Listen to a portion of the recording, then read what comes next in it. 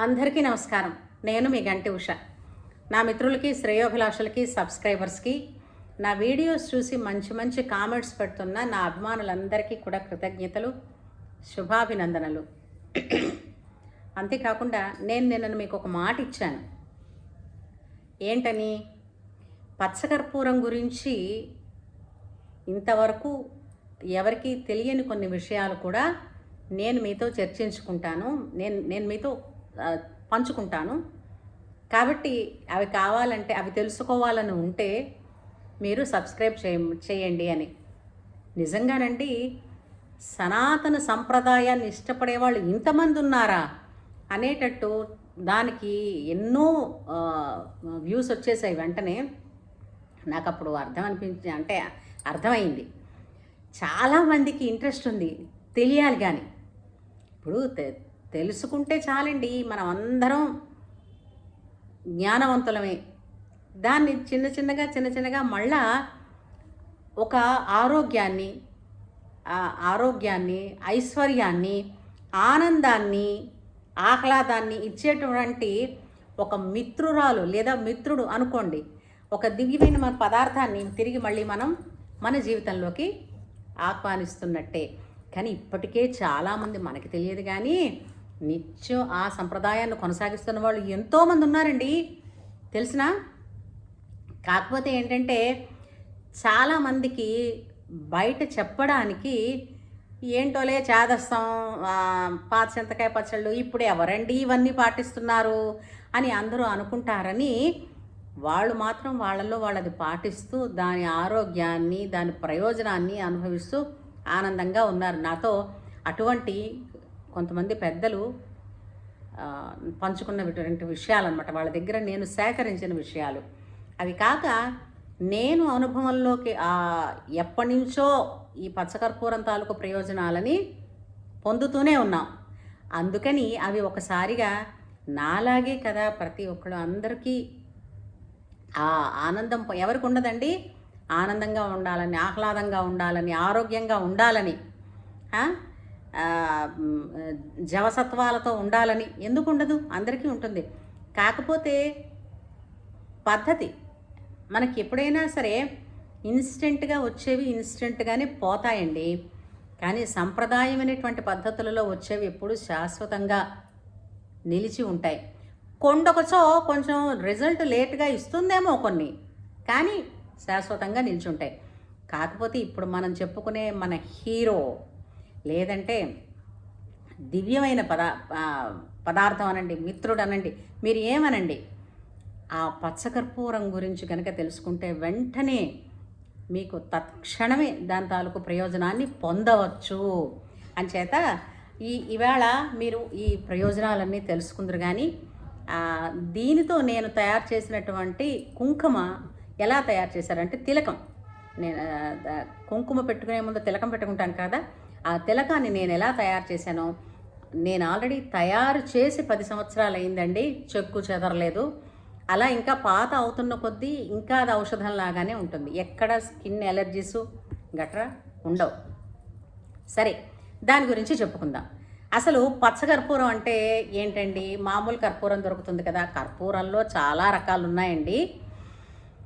కొన్ని కర్పూరాలు తయారు చేస్తారు, కొన్ని మొక్క నుంచి తీస్తారు. ఇది ఏమంటారంటే, ఈ చెట్టు సిన్ని మోమం లేదా మోనం ఇలా అంటారు. సిన్ని మోమం ఆర్ సిన్ని మోనం కాంపోర్ అనే ఒక చెట్టు యొక్క ఆకులు కొమ్మలతో చేస్తారండి. ఆకులు కొమ్మలతోటి ఎలాగా చేస్తారండి? ఎందుకు ఈ ఆకులతోటి చేస్తారు? అందుకే తెల్ల కర్పూరం అంటే, మనం మిగిలిన కర్పూరాలు తెల్లగా ఉంటే పచ్చకర్పూరం కొంచెం పచ్చతనంలో ఉంటుంది. అంతేకాక మీకు దీనిలో ఎన్ని విషయాలు ఉన్నాయో చెప్తా చూడండి. ఈ సిని మోమం అని లేదా మోనం అనేటువంటి ఈ చెట్టు ఉంది కదండి, ఈ చెట్టు కొమ్మలకి ఘాట్లు పెడతారు. ఘాట్లు పెడితే ఆ ఘాట్లలోంచి ఒక రసం వస్తుందండి, స్రవిస్తుంది. ఆ కొమ్మ పాలు అంటారు వాటిని, ఆ చెట్టు తాలూకు పాలు. వాటిని సేకరిస్తారు. వాటితో పాటు ఆ చెట్టు ఆకులు కొన్ని లేత కొమ్మలు తీసుకుని అవి పెద్ద పెద్ద గుండిగలలో వేసి మరిగిస్తారు, అంటే డిస్టిల్డ్ చేస్తారు దాన్ని. మరిగించి ఆ మరిగినప్పుడు వచ్చిన ఆవిరినంతటినీ కూడా ఒక శీతలీకరణ గదిలోకి పంపిస్తారు. ఈ ఆవిరంతా ఆ గదిలోకి వెళ్ళి ఘనీభవించిపోతుంది, అంతే కదండి. ఇప్పుడు మనకి ఈ విషయం తెలిసిందే కదా, వేసవికాలంలో నదుల్లోనూ సముద్రాల్లోనూ ఏమిటంది, మన చెరువుల్లోనూ ఉన్న నీరు ఏంటవుతుంది, ఇంకిపోతుంది. ఆవిరై మబ్బు రూపంలో ఆకాశానికి వెళ్తుంది. చల్లని గాలి తగలగానే తిరిగి నీరుగా మారి మళ్ళీ భూమి మీదకి జారుతుంది. అలాగే కర్పూరాన్ని, ఈ ఆవిరిని ఒక గదిలోకి, శీతలీకరణ గదిలోకి పంపించగానే ఆ గదిలోకి వెళ్ళి ఈ ఆవిరంతా ఘనీభవించి ముక్కలుగా తయారవుతుంది. ఆ ఘనీభవించిన దాన్ని ముక్కలు చేసి మనకి ఏ సైజుకి, అంటే ఏ రకాల ఎంత తీసుకుంటామో ఆ వెయిట్ ప్యాకేజెస్లో మనకి అమ్ముతారు. కానీ పూర్వకాలం సాంప్రదాయమైనటువంటి పద్ధతుల్లో పచ్చకర్పూరం నిల్వ చేయాలి అని అంటే దాన్ని గాజు సీసాల్లోనే భద్రపరిచేవారు. ఎందుకంటే గాజు సీసాల్లో ఒకటి కనపడుతుంది, రెండు శుద్ధిగా ఉంటుంది, ఎయిర్ టైట్గా ఉంటుంది. కానీ ఇప్పుడేం చేస్తున్నారు, కర్పూరాన్ని ఓ ప్లాస్టిక్ కవర్లోనూ పెడుతున్నారు, లేదంటే ఈ ఫైబర్తో తయారు చేసినటువంటి కొన్ని డబ్బాల్లోనూ పెడుతున్నారు. అవి అంత అటువంటి విధానం శ్రేష్టమైనది కాదు. కానీ ఏం చేస్తాం, గాజు అని అనగానే కొంచెం ఖరీదు ఉంటుంది, రెండు గవుక్కుమని చేతి నుంచి జారితే ప్రమాదం కూడా ఉంటుందని దాన్ని అంటే కొంచెం పక్కన పెట్టి ఈ డబ్బాల్లోనూ ప్లాస్టిక్ కవర్లోనూ ఉండే కర్పూరాన్ని తెచ్చుకుంటున్నారు. చాలామంది గృహంలో హారతి అనేసరికల్లా హారతి ఇచ్చే కర్పూరం వేరేగా బిళ్ళల్లా ఉంటుంది, ఏవో పీసెస్లా ఉంటుంది, ఇలా వాడుతూ ఉంటారు. లేదా ముద్ద కర్పూరం అంటారు, ఇలా వాడతారు. అలా కాదండి, ఇంట్లో కూడా, అంటే ఇంట్లో చేసుకునే పూజప్పుడు పచ్చకర్పూరంతో కనుక నీరాజనం ఇస్తే కుటుంబ సౌఖ్యం వర్ధిల్లుతుందట. తెలుసా ఎవరికైనా? కానీ నాకు తెలిసినప్పటి నుంచి మా ఇంట్లో హారతి అనగానే పచ్చకర్పూరంతోనే ఇస్తాం. అయితే పచ్చకర్పూరం చాలా ఖరీదైంది, ఎందుకంటే ఇంత ప్రయాసపడి దీనికోసం ఆ మొక్కల్ని పెంచాలి, ఆ మొక్కల నుంచి సేకరించాలి, వాటిని మరిగించాలి, డిస్టిల్ చేయాలి, వాటిని ఆవిరి గదిలోకి పంపించాలి, ఆ ఆవిరంతా ఘనీభవించాలి, దాన్ని ఇది చేయాలి. కాబట్టి ఇది చాలా ఖరీదుగా ఉంటుంది. రెండోది ఏంటంటే పచ్చకర్పూరం అని, అంటే ఒరిజినల్ పచ్చకర్పూరం అని చెప్పడానికి ఒక టెస్ట్ చూసారా, మనకి తేనెకి కూడా టెస్టులు చెప్తూ ఉంటారు, అలాగా దీనికి ఒక టెస్ట్ అంటారు. పచ్చకర్పూరం చిన్న ముక్క ఇలా ఓపెన్ చేసి పట్టుకొని చేతిలో పెట్టుకుని జస్ట్ ఒక 20 సెకండ్స్ ఉండండి, ఆవిరైపోయింది. మళ్ళీ నీరు, దాని పూర్వం రూపం ఏంటి, నీరు కదా, అలా అయిపోతుంది. అంటే మూత తీసి ఉంచకండి, ఉంచితే వెంటనే నీరుగా మారిపోతుంది పచ్చకర్పూరం అంతాను అంటారు. ఎందుకంటే అంత సున్నితమైనది, ఎందుకంటే ఆవిరి ఘనీభవించింది, మళ్ళీ ఆవిరికి గాలి తగిలితే నీరుగానే మారిపోతుందిగా అది. అందుకని చాలామంది ఏం చేస్తారంటే ఇలా నీరుగా మారని ఇంకేవేవో కొంచెం కలుపుతారు, అటువంటి కర్పూరాన్ని వాడుతూ ఉంటారు. అది నిలవ ఉంటుంది కదా, ఇది చాలా సున్నితం కదా అని. ఇది సున్నితం అయినప్పటికీ కూడా, ఖరీదైనప్పటికీ కూడా దీనిలో ఉన్న క్వాలిటీ, దీనిలో ఉన్న ఆరోగ్య లక్షణాలు మిగిలిన వాటిల్లో తక్కువ. దీని ప్రయోజనాలు అత్యంతంగా ఉన్నాయి. అంతేకాదండి, ఈ కర్పూరం గురించి మనం పసిపిల్లలకి కూడా కొన్ని రకాలుగా లేపనాల్లో కానీ, లేదంటే ఆరోగ్య విషయంలో కానీ వాళ్ళకి వాడచ్చు నిస్సంకోచంగా. అయితే ఎలా వాడచ్చు, ఏమిటి, ఎన్ని ప్రయోజనాలు ఉన్నాయి అన్నది మనం మళ్ళీ ఒకసారి చూసుకుందాం. ఎందుకంటే ఇన్నాళ్ళు మేము వాడుతున్నది, మా అమ్మగారు చెప్పింది, మా అమ్మమ్మ గారు వాళ్ళు ఎట్లా చేసేవారు, ఇవన్నీ నేను మర్చిపోతామేమోనని చెప్పి కూడా రాసుకున్నాను అనమాట. మనం చాలామంది మనకి అనుకుంటూ ఉంటాం కదా, డబ్బుని మీకు డబ్బు పెరగాలనుందా, ధనాకర్షణ కావాలనుందా, దానికోసం ఇది చేయండి, దానికోసం అది చేయండి, ఇక్కడ ఈ గవ్వలు ఇవి మూట కట్టండి, అవి అందులో పెట్టండి, ఈ రాగి కాయని ఇందులో పెట్టండి, లేదా బియ్యం పెట్టండి, లేదంటే వాటిని పారే నదిలో విడిచిపెట్టండి. అబ్బా ఎన్నో ఎన్నో చెప్తూ ఉంటారు. అవన్నీ ఉపాయాలే కావచ్చు ధనాకర్షణకి. కానీ ధనాకర్షణ పెరగడానికి ఇంకా సులువైన మార్గం మన పచ్చకర్పూరం. పూర్వం మన బోను పెట్టెలని ఉండేవండి. పూర్వకాలంలో ఇళ్లలో కర్రతోనే చేసినటువంటి ఒక పెద్ద పెట్టె, దానికి కిందన చక్రాలు కూడా ఉండేవి.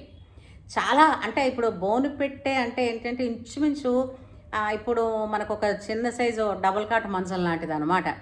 అందులోపల అన్ని సామాన్లు అంటే వెండి బంగారాల దగ్గర నుంచి, నాణ్యాల దగ్గర నుంచి, కొన్ని అమూల్యమైనటువంటి మూలికల దగ్గర నుంచి, ఇలాంటి విలువైన వస్తువుల గురించి, ఔషధ అన్నీ అందులో దాచుకునేవారు. దానికి ఇంత పొడుగు ఒక తాళం ఉండేది. ఆ తాళం పెట్టి తిప్పడం ఇవన్నీ మేము చూసాం. ఆ బోను పెట్టెలో దాచేవారు అనమాట ఇవన్నీని. అయితే దాని మీద నిజానికి ఒక పక్కేసుకుని పడుకోవచ్చు కూడా. అలాగా ఈ దీనిలోని ఏంటంటే మనకి ఏమిటి ఉపయోగం చేసుకోవచ్చు మన పచ్చకర్పూరంతో అన్న వాటితో ఫస్ట్ మొదట మనం ధనాకర్షణ గురించి చెప్పుకుంటున్నాం. ఈ పచ్చకర్పూరం కొన్ని రకాల మూలికలు ఈ బోను పెట్టెలో అదో భోషాణం అందులో పెడితే కనుకండి బంగారం కానీ వెండి కానీ కేజీలు ఉండేవి పూర్వం వాళ్ళ ఇళ్లలో. అది ఎలా అంటారా? ఇప్పుడు కూడా మనం ఒకటి చెప్పాలండి, ఏమిటంటే పూర్వం అంటే నెల తిరిగేసరికల్లా మనకి జీతం వచ్చేది, అదొక కవర్లో పెట్టేవారు. అవన్నీ కరెన్సీ నోట్లు ఉండేవి. ఆ నోటు ఆ కవరు పట్టుకుని భర్త ఎప్పుడు వస్తాడా అని ఇంటికి చూసేవాళ్ళు. ఆ నోటును చూసి ఇలా మురిసిపోయేవాళ్ళు, అది ఎంత ఎత్తుంది అని కదా. అదొక సరదా ఉండేది. ఇప్పుడు ఏముందండి, ఎప్పుడు జీతం వస్తుందో తెలియదు, ఎప్పుడు హరించుకుపోతుందో తెలియదు. ఎందుకని? చేతికి వస్తేగా వచ్చేదంతా అకౌంట్లో పడుతుంది. పూర్వం ఏం చేసేవారు, ఇంటికి జీతం తేగానే తీసుకొచ్చి అమ్మవారి ఫోటో దగ్గర అంటే మన పూజా మందిరంలో పెట్టి ఆ మొట్టమొదటిది ఎవరికి ఇచ్చేవారు అని అంటే మనం బియ్యం కొనుక్కునే కొట్టుకి కానీ లేదంటే పాలవాడికి కానీ ఇచ్చేవారు. ఎందుకంటే శుభంగానే ఖర్చు వెళ్ళాలని. అబ్బో ఇవన్నీ చూస్తే ఇంత చేదస్తం అంటారు. చేదస్తం కాదండి, దాని వెనకాతల మనం ఇప్పుడు అందరూ మేనిఫెస్టేషను, పాజిటివ్ మెంటాలిటీ అంటున్నారే, అవన్నీ అడుగడుగునా చేసి చూపించారు మన పెద్దలందరూ కూడా. అయితే డబ్బు పెరగడానికి, ధనాకర్షణకి చిన్న చిట్కా అందుకోండి. ఏలక్కాయలు తెలుసు కదా మీకు, ఫ్రెష్గా తీసుకొచ్చినటువంటి ఏలక్కాయలు తీసుకోండి. ఎన్ని సెబోట ఒక 100 గ్రాములు తీసుకోండి. తొక్కలు తీసేసి అది పెట్టుకోండి. ఎంత ఉందో అది ఎంత ఉంటుందో అంత సమానంగా పచ్చకర్పూరాన్ని కలపండి. కలిపి అంటే ఇప్పుడు మీరు 100 గ్రాములు తీసుకొచ్చారు, తొక్కులన్నీ తీసేయగా మహా అయితే అది ఒక 50 గ్రాములు ఉన్నదనుకోండి. 50 గ్రాములు పచ్చకర్పూరం వేసి చక్క మిక్సీలో ఒక్కసారి అనిస్తే మీకు, లేదా మేము దంచుకుంటాము అని అంటే చిన్న చిన్న రోళ్ళు ముద్దుగా ఇప్పుడు ఉన్నాయి కదండి, చక్కగా మన మరీ మెత్తగా పొడి అయిపోక్కర్లేదు. ఏలక్కాయలు కాస్త చీలపళ్ళ చిత కొట్టేసి, పొడి ఎలాగో తీసేస్తాం కాబట్టి చిత కొట్టేసి దానిలో ఈ పచ్చకర్పూరాన్ని వేసి ఒకసారి కొంచెం అట్టా ఇట్టా నలిపేసి దాన్ని ఒక గాజు సీసాలో పెట్టుకుని దానిలో కనీసం ఒక 15 ml రోజ్ వాటర్ పోసేయండి. ప్యూర్ ఫ్రెష్ రోజ్ వాటర్ తీసుకొచ్చి పోసేయండి. పోసేసి ఆ సీసాని భద్రపరిచి పెట్టుకోండి. మనకి కరెన్సీ చేతిలో వచ్చినప్పుడు, లేదంటే మన డబ్బు పెట్టుకునే చోట మీరు ఆ పర్సు కావచ్చు, లేదంటే ఆ బ్యాగ్ కావచ్చు, లేదా ఆ డబ్బా కావచ్చు, లేదా నగలు కూడా పెట్టుకుంటాం, ఆ నగలు కావచ్చు, వాటిల్లోంచి ఇదిగో ఈ వేలుతో కాస్త ముంచి లోపల బొట్టులా పెట్టడం కానీ, అంటే బొట్టు అంటే మరేం చేస్తాం, ఇది ద్రవంగా ఉంటుంది కాబట్టి అట్లా రాశారనుకోండి, దానికి లేపనంగా కొద్దిగా లైట్గా గుమగుమలాడుతూ పరిమళిస్తూ ఉంటుంది. అది ధనాన్ని ఆకర్షిస్తుందిట. పెద్దలు చెప్పారు. అలాగే సువర్ణాన్ని కూడా ఆకర్షిస్తుందిట. చూడండి, పూర్వకాలం వాళ్ళు వాళ్ళ నగలు అవి ఆ మూటలు అవి తీశారనుకోండి, ఒక కమ్మని పరిమళం వచ్చేస్తూ ఉంటుంది. ఇదిగో ఇవే అవన్నీని. కానీ వాళ్ళందరూ అవన్నీ చేసుకుంటూ వెళ్ళిపోయేవారు. కానీ అయ్యో ఇది నెక్స్ట్ తరం వాళ్ళకి చెప్పకపోతే ఎలా తెలుస్తుంది అని పాపం వాళ్ళు అనుకోలేదు. వాళ్ళు ఏమనుకున్నారంటే, మేము ఎలా అయితే మా పెద్దలను అనుసరించామో మా వాళ్ళు కూడా మమ్మల్ని అనుసరిస్తారు కదా, ఇందులో పెద్ద విశేషం ఏమిటి అని అనుకున్నారు తప్ప, ఈ కొత్త పోకడలు వస్తాయి, వచ్చిన తర్వాత మనకెందుకులే ఇది అంటారన్న సంగతి ఎవరికీ తెలియదు. అయితే ఈరోజు ధనాకర్షణ కోసం ఏమిటి అని చెప్పాను పచ్చకర్పూరంలో. ఇంకా చాలా ఉన్నాయి, చాలా అంటే చాలా ఉన్నాయి. ఈ ధనాకర్షణతో పాటుగా మీరు బయటికి వెళ్ళేటప్పుడు అదేదైతే ఉందో ఆ లిక్విడ్, దాన్ని ఏమంటారు, ఒక ఆరోమాటిక్ ఇది ఆయిల్ అనుకోండి, అదే ఆయిల్ కాదు, రోజ్ వాటర్లో ఉంది. ఆ దివ్యమైనటువంటి దానిలో ఒకసారి చేయి పెట్టి మీరు చేతులకి ఇలా పునుకుని ఉట్టని ఇలా రాసుకుని బయటికి వెళ్ళారనుకోండి, పిఆర్ చాలా పెరుగుతుందట. ఎందుకంటే ఎవరికి షేక్ హ్యాండ్ ఇచ్చినా ఫస్ట్ థింగ్ వాళ్ళ నుంచి మనకి ఏ విధమైనటువంటి ఇన్ఫెక్షన్స్ రావు. అంటే యాంటీ బ్యాక్టీరియల్. అర్థమవుతుందా? ఇంకా చాలా ఉన్నాయండి. దీంతో కాటుకు ఎలా చేసుకోవచ్చు, తర్వాత తిలకం ఎలా తయారు చేసుకోవచ్చు, ఇలాంటివి ఎన్నో ఉన్నాయి. అవన్నీ మీకు రాబోయే వీడియోలో చెప్తాను. ఇంకా ఇంతవరకు కూడా సబ్స్క్రైబ్ చేయని వాళ్ళు వెంటనే సబ్స్క్రైబ్ చేయండి. మీరు ఈ ధనాన్ని ఆకర్షించే ఈ ఈ ద్రవ్యాన్ని తయారు చేసుకున్నారో లేదో, మీకేమనిపించిందో కింద కామెంట్ సెక్షన్లో పెట్టండి. మీరు నేను కలిసి ఎదగాలి, కలిసి ఆరోగ్యంగా ఉండాలి, ఆనందాన్ని పంచాలి. ధర్మమేవ జయతే, ధర్మో రక్షతి రక్షితః. జై శ్రీరామ్.